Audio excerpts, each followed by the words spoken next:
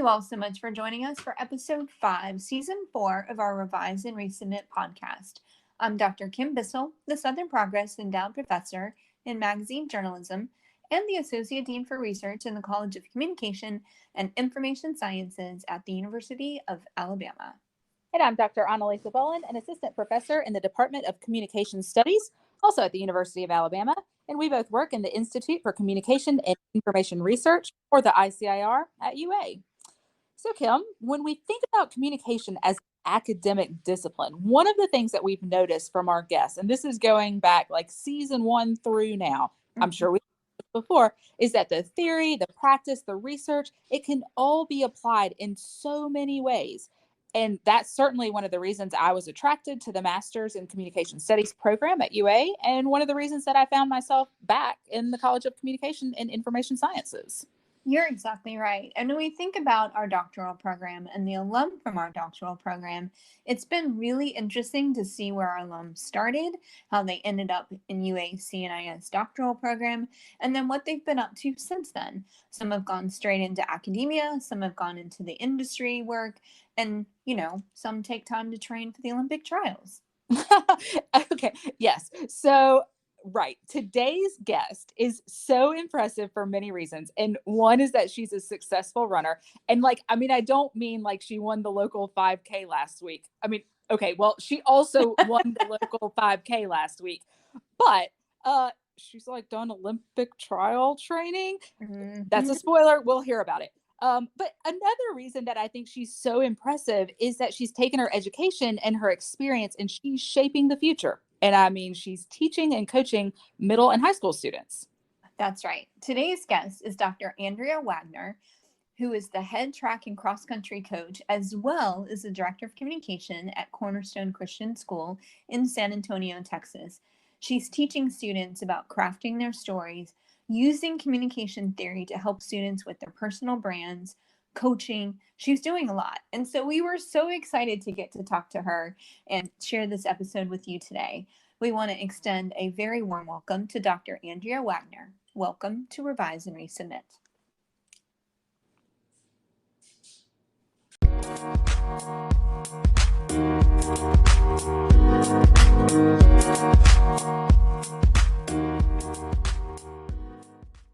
So much for joining us, Andrea. It is so great to catch up with you.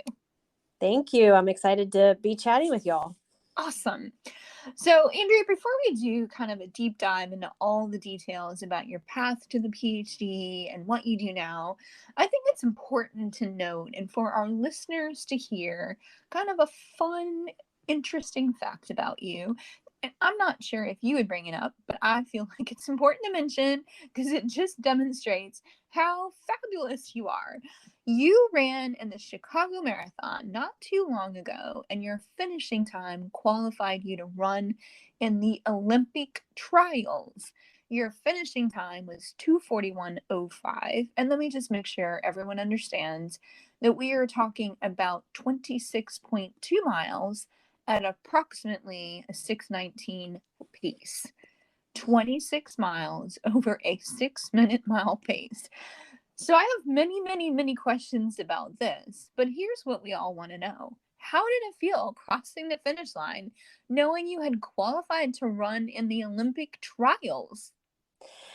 It's still a little surreal, even years later when I look back at that, and in my office I have my bib and all other kind of fun stuff to remind me of that time. But when I crossed the finish line, I had a really good buffer because the time was 2:45 you had to make, and I got a 2:41. So knowing that I had gone well under that, but the moment I finished, it was, there's no way to describe it. It was pure joy, happy tears, and just realizing that at that moment, in so many different ways, I knew my life was going to change.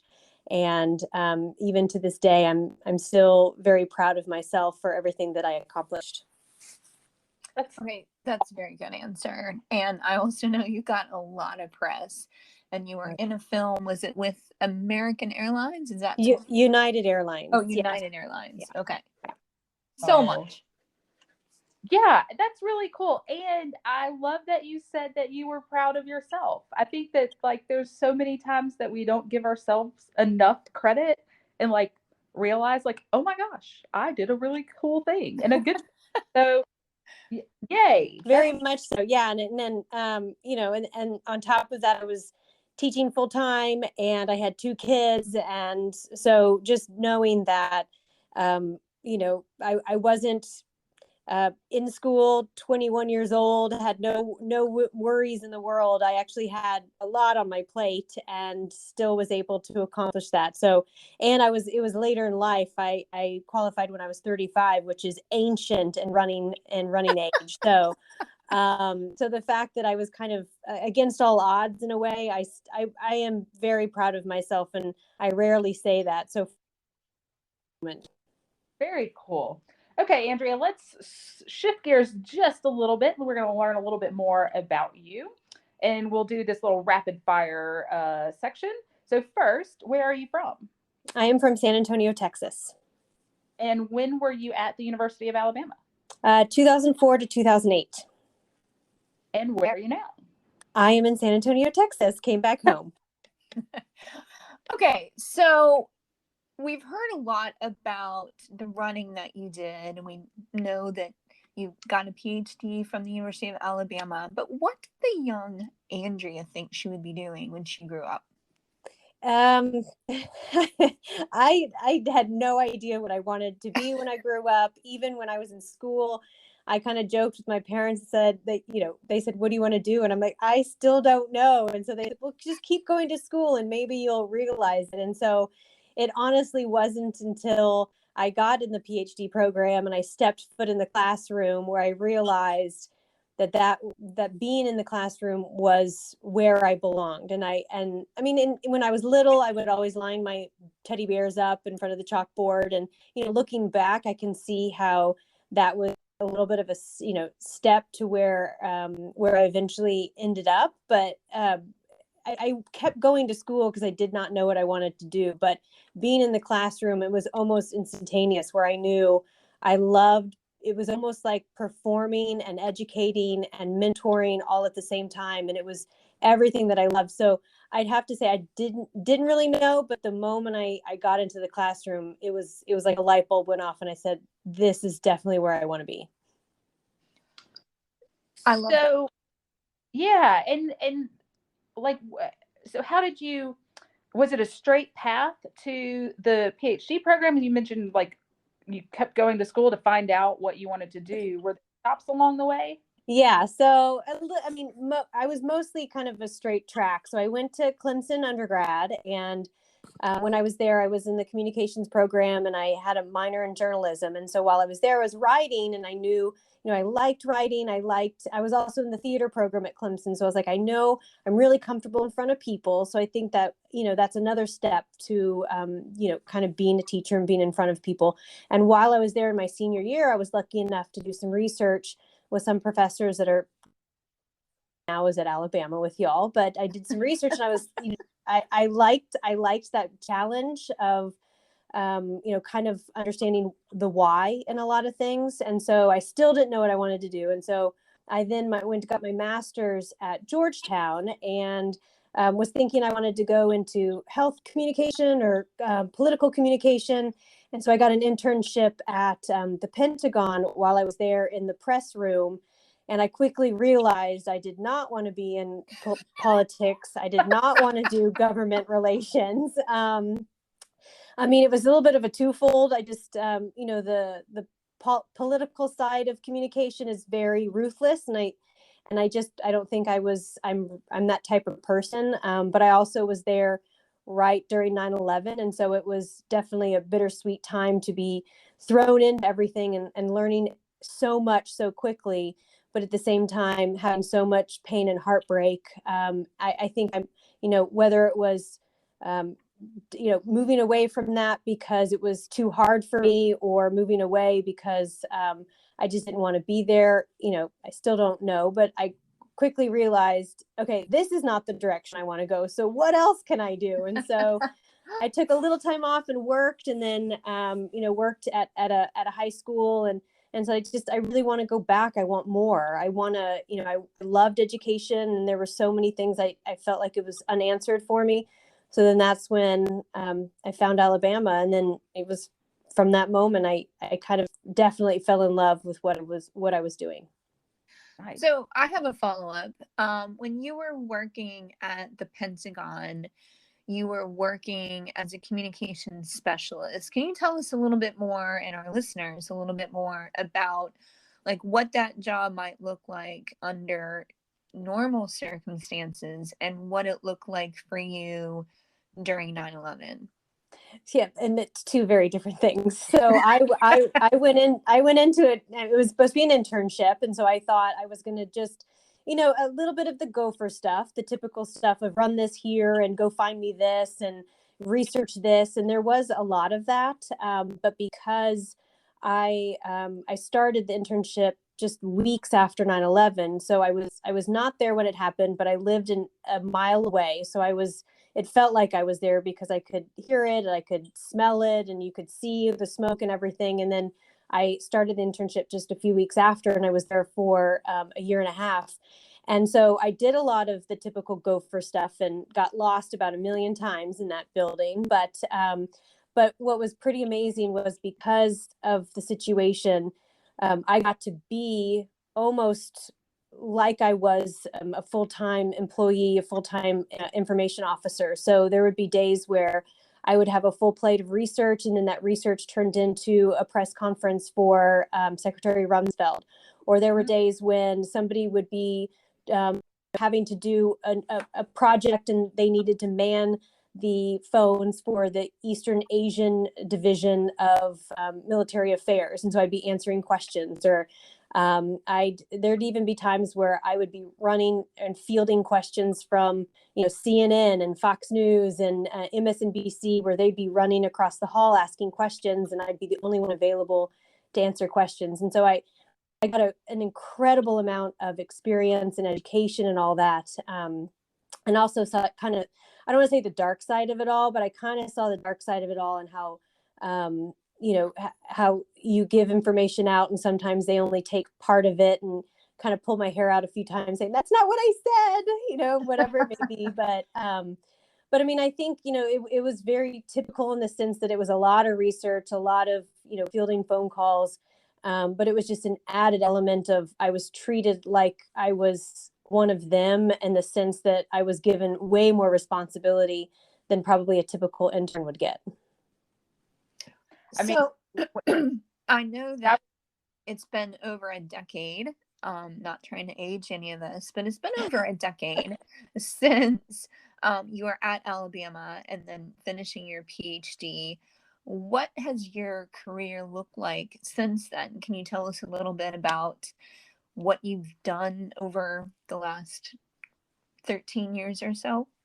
Yeah, so when I was at Alabama, I chose the teaching track, in the sense that instead of, I mean, I still did research, but my primary extra role was I taught, and like I said, I really loved it. And so I knew that the moment I graduated, I wanted to teach. I did not go in the route of a tenure track in any, when I came back, I came back home. So I found I got a teaching job here in town in San Antonio, and I did not take the tenure role because I also had a newborn. I mean, he was born July and I started working in August. So I did not want to put the burden on myself of trying to start off with a tenure track position with a newborn. So I did become an adjunct professor here in San Antonio at Trinity University. And it was a wonderful place. And I stayed there for almost 8 years, where I was never on a tenure track just because I had responsibilities at home. And I just made that choice. But I continued to teach there. So for about 8 years, I was at Trinity teaching in their communication department. And then I filtered over to some marketing classes because the department felt like a lot of stuff that I learned at Alabama with the entertainment side and the sports side of what I studied was a great overlap to marketing. And then while I was there, they started a sport management program. It was a minor at the time, and I think it's now turned to a major.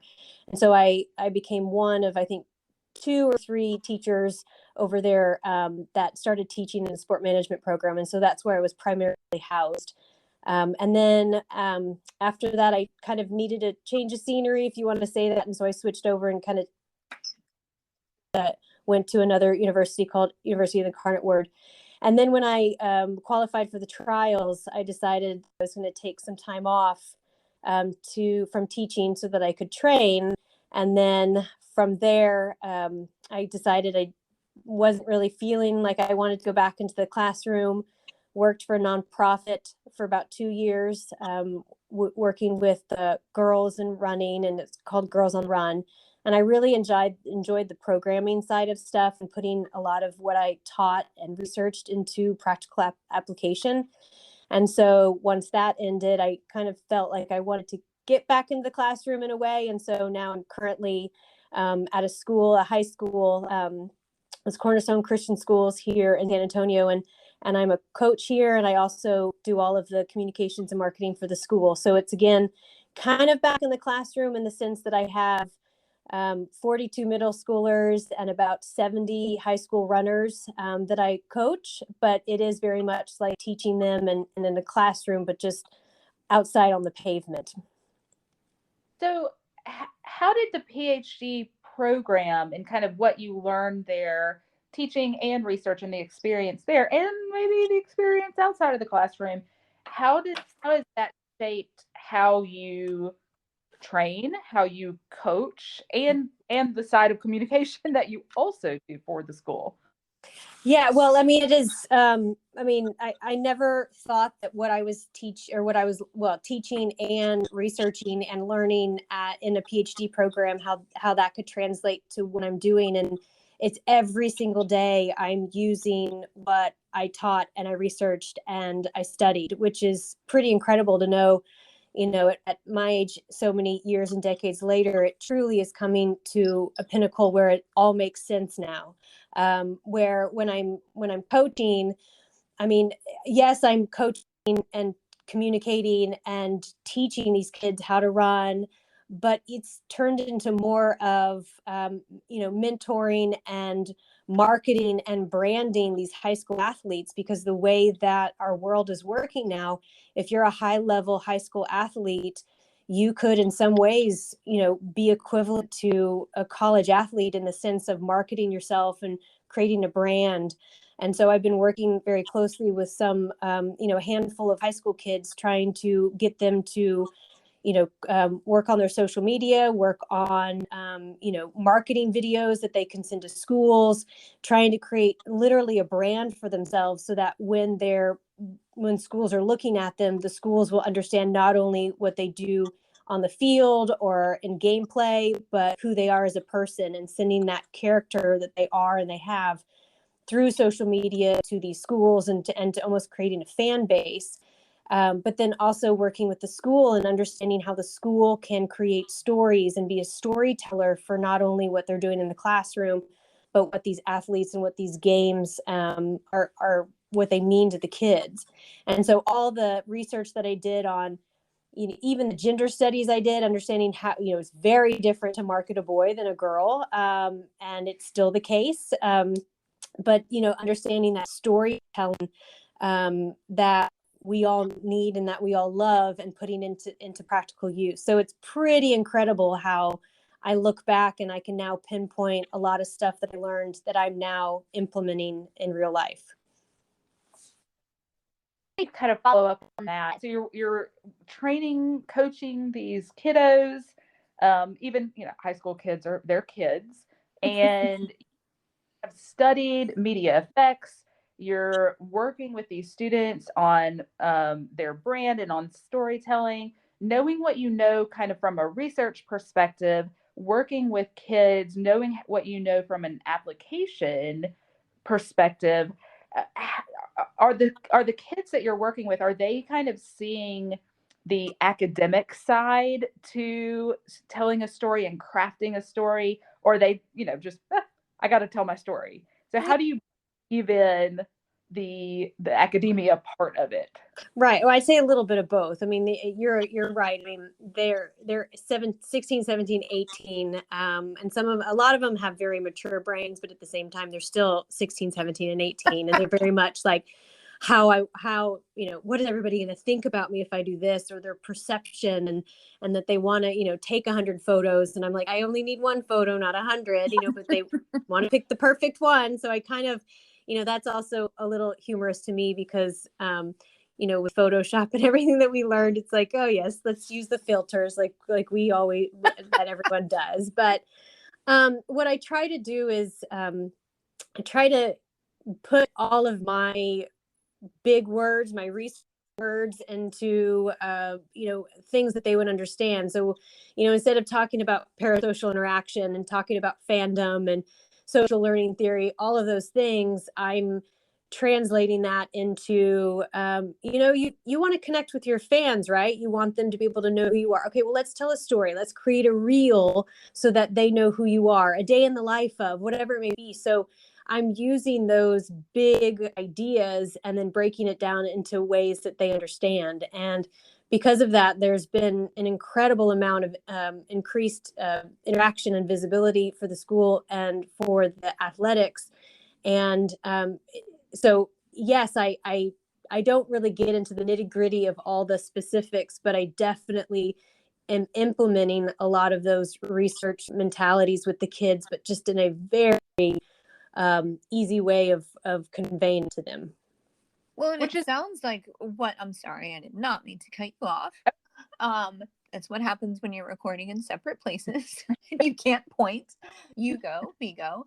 But it does sound like that the work that you did, kind of that minor that you had referenced in sports management, is now really coming to fruition, because in addition to studying kind of the media effects side and entertainment, you also have like a firm handle on how they should be kind of crafting and creating their brand, and really working with them probably individually on messaging and how to get information out that's appropriate, and all of that. Am I kind of capturing that correctly? Oh, yes, 100%. And, even to the point where just last week I was talking to one of the male athletes we have here. And I was, I kind of had this flashback in my brain, and I smiled, and hopefully not too awkwardly with him, but I was telling him about this research that I did when I was in my doctoral program, about the idea that there's these people who are the golden ticket, and how, you could be great in the media, you can be attractive, and you can be be great at your sport. And it was one of those where I was like, he has the potential of being one of those golden tickets, and being able to put that in, to tell him about that idea.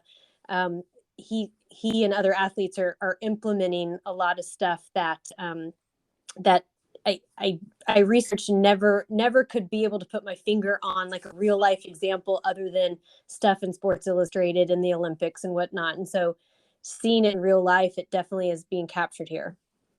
And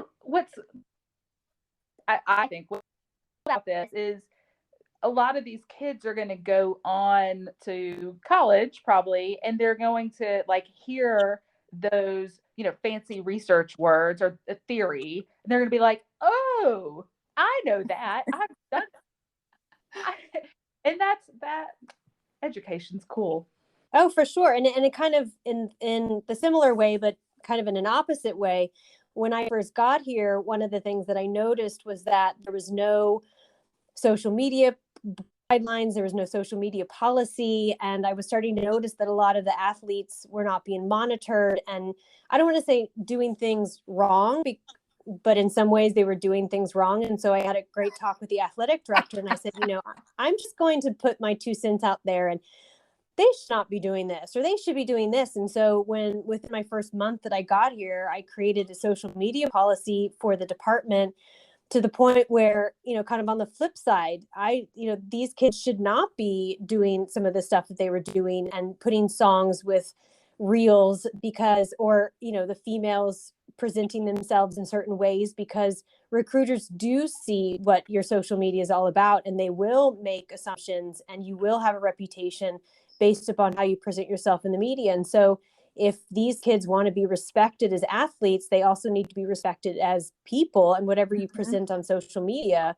that will be people's perceptions, whether they like it or not. And so because of that, we have kind of had a little bit of a, a thumb on some stuff about making sure that they definitely present themselves in certain ways. I know their parents do. For sure. And I mean, I think back to my own kids when they were in high school, and the clubs that they participated in for travel soccer. There were no discussions about self-representation on social media, what they should put out there, what they shouldn't, and I feel like that's a really important piece of it all, especially dealing with high school athletics. So thank you for sharing that. Yeah. And I mean, I definitely say to them, there's so many good uses for social media. And, a lot of times schools may not even notice you till you start tagging them, and then they take notice of you. But there's so many examples, unfortunately, but also fortunately, of how kids have lost scholarships because of, decisions that they've made in the moment of posting certain things. And so because of that, it's we have examples of saying, you think that that's cool, well, you could lose your scholarship. So what's more important? And so having those discussions with them. So I'm going to completely shift gears on you. But I know when you were at the University of Alabama, you had an opportunity to interact with Dr. Jennings Bryant. I believe maybe you've taken a class from him. And I was wondering if you could share a great Jennings story, if you have one. Yeah, no, I got to be in classes with him all 4 years. And I think I even took classes from him that I may have said, that doesn't look really that interesting, but I'm going to take it anyways because he's teaching it. But 9.5 times out of 10, he was teaching something amazing, since it was always about sports or entertainment. And I think between my classes with him and then with you, Kim, I definitely figured out my path in life when it came to research and what I wanted to focus on. But there are several stories, and I think anybody who's interacted with him, there's always something. There's always some funny little catchy phrase he'd always say, and you're like, oh, that must have been from his upbringing, from where, with his Southern appeal that he always had. But I just always loved his stories when it came to Sesame Street, because I was always interested in the reasons why things were and why things worked. And so the fact, I'll never forget the one story he told me that I still have told people these days, and I remember telling my kids this, was he told us that Big Bird with Sesame Street was actually supposed to be blue, and everyone wanted him to be blue, like be a bluebird, because bluebirds are nice and they're kind and they're sweet and they have beautiful songs and whatever. And then I guess the bluebird didn't test well, and so now Big Bird is yellow. And I just, even the smallest story of just that, I mean, the fact that he knew why the puppets were made a certain way and why they looked a certain way, and the intent that even the smallest detail can have when it comes to entertainment and media, that always sat really big with me, because you may think that, the title of a show or the way that a house looks, there's always an intent to everything. And so that's a great example of how even the smallest change can make a big difference. Okay, so first of all, I didn't know that, and now I feel like I have insider knowledge. Yes, yeah, I know. Very cool. So, Andrea, I'm going to put you a little bit on the spot here. You've done a lot in your career, and you've done a lot to be like super proud of personally. And as you have talked about kind of teaching the students that you work with how to craft their message and tell their story, can you give us just a little little story about yourself. What keeps you motivated? And things can get in the past couple of years, things can get overwhelming. So tell us how you would describe yourself. That sounds weird, but tell us a little bit about how you push through what keeps you motivated. It's so funny that you said that, because this morning I woke up completely overwhelmed thinking, how am I going to make it through today? So there are days when, I'm completely overwhelmed between, what I need to do, what I need to do for the family. And this job is incredible, and it's very challenging, and it's throwing a lot of stuff at me that I've never had to deal with, and all the balls that I have to juggle. And my answer is so incredibly cheesy, and it is what it is. But I mean, I just really love what I'm doing. I mean, and that's what it comes down to, is whenever, I'll never forget when my dad said to me, he was like, I just want you to find something that you love. So what do you love doing? And I would always answer, I love talking to people. I love watching TV, and I love music, and I love sports. And so what keeps me going is the fact that, at my age, like, I truly have found a place and a position where not only am I applying everything that I know and everything that I've learned, but I really have fun. I have fun every day. And I think the big thing is, whether you're trying to figure out what you want to do with your life, or what you want to research, or what your dissertation is going to be about, and how you keep going, it's like, you do need to find your why. And I think that that's a big thing, is like, why do you want this, or why are you doing this? Or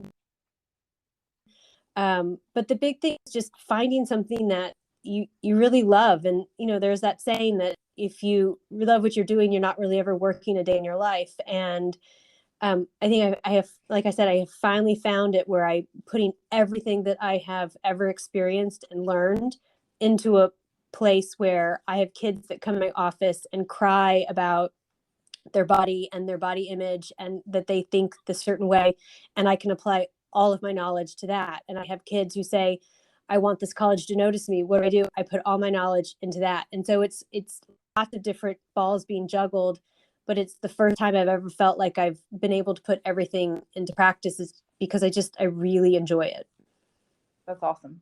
Yeah. And I have to say, I think it's what you said was not cheesy at all, by the way, but I think it's a really important takeaway about finding what brings joy into your life, doing what you love, and having fun. Because as you described, it's so easy to get bogged down with, just like getting through the day and all this stuff that you have to do.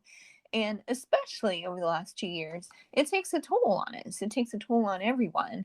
And we all have to kind of identify, what can I do where I have joy every day and I'm having fun? Maybe not the whole day, but at least part of the day. Right, just most of it. Yeah. And Right. I remember sitting in your office, Kim, and trying to figure out, what should I write my dissertation on?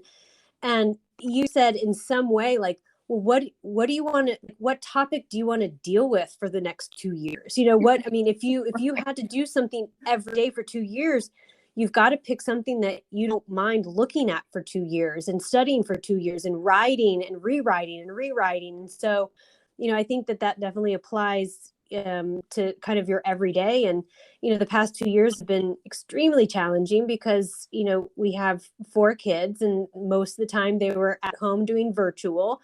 And then my husband is an ICU pulmonologist, and so he was in the COVID unit for 2 years, and in some ways he still is. And so trying to manage that and being the glue for the family, it's just kind of, again, finding out whether it's just personally or professionally, like, why am I waking up every day, and why am I doing this? And if you have to go, I don't know, I don't like it, then maybe that's a good time to reevaluate. So I really feel like we could talk for another 3 more hours. We want to be mindful of everyone's time, and your own time. So we're going to finish this kind of in the way that we started. You have an outstanding running career, at least 45, correct me if I'm wrong, marathons, 50 marathons, countless half marathons, some of which you've won, marathons and halves, and you've won a ton of 5K races, in many cases beating the boys, which I love. Yes, But love. what I what I wonder is, what goals do you have for yourself, running or otherwise? I think for the first time, my answer is none. It's just kind of crazy. I mean, there, it's little things here and there, like I just did a race on Saturday that I just did for fun, but I ended up winning. So, I mean, I feel like I still have a little, I mean, I joked and put on social media, I got a little bit more fire in this machine. Like, I mean, I'm not out there training 90 miles a week anymore, and I don't want to do that anymore. But, I think what's wonderful is I don't have any goals, and I kind of am at the point where that is better than having goals. But to me, every day is a challenge, because I end up most of the time I'm running with the kids that I'm coaching. So in the mornings I have middle school track practice, and in the afternoons I have high school track practice. And there's some days where I'm running with both of the groups or one of the groups, and doing speed work with them and doing hill work with them. And so I'm kind of just staying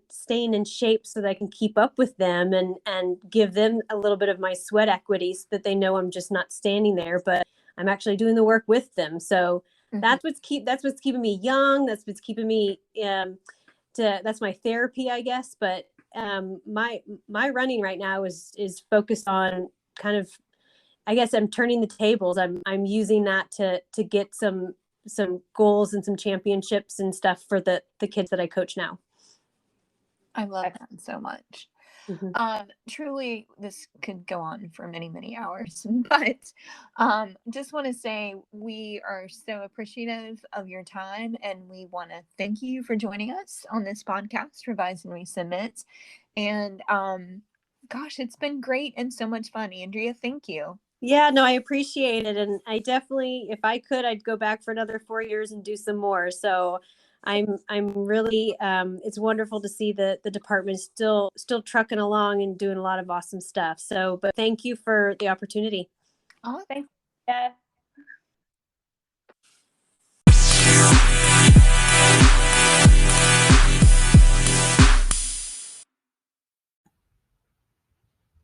thank you all so much for joining us today, as we got a great opportunity to catch up with Dr. Andrea Wagner. Truly, she is one of the most fascinating humans I have ever met. And I think she represents just how broad and diverse our PhD alum are. Some go into academia, some go into the industry, some have taken all sorts of different paths, as Andrea told you about today. But it's just really fascinating to hear about all the great things our alum have gone off to do. Want to tease our episode for next week just a little bit? We're going to be catching up with Dr. Sarita Stewart, who's an associate professor at Belmont University. Now, let me just say, from a person that started from a very small town at the end of the Oregon Trail in Oregon City, to someone who then moved to LA, got all in with the music industry, earned her MBA, wound up moving to Nashville, has literally hobnobbed with some of the biggest music stars you've heard of, to now working back at Belmont University and teaching her students how to make it big in the music industry as producers, as publicists, as all of that. It is so much fun. You don't want to miss it. Catch you next week.